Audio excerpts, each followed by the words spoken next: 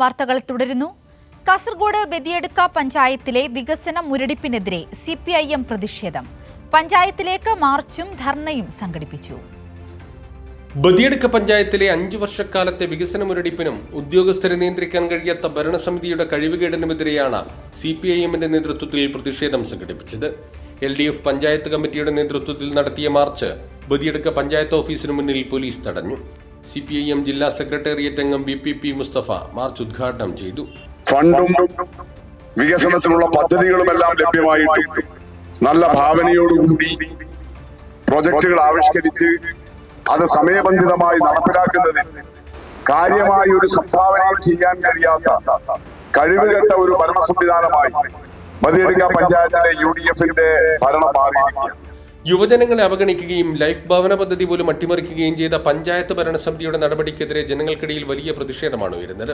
ഭരണസമിതിയുടെ കെടുകാര്യസ്ഥതയ്ക്കെതിരായ താക്കീതായി മാറിയ പ്രതിഷേധത്തിൽ 100 കണക്കിന് പേർ അണിനിരന്നു. കൈരളി ന്യൂസ്, കാസർഗോഡ്.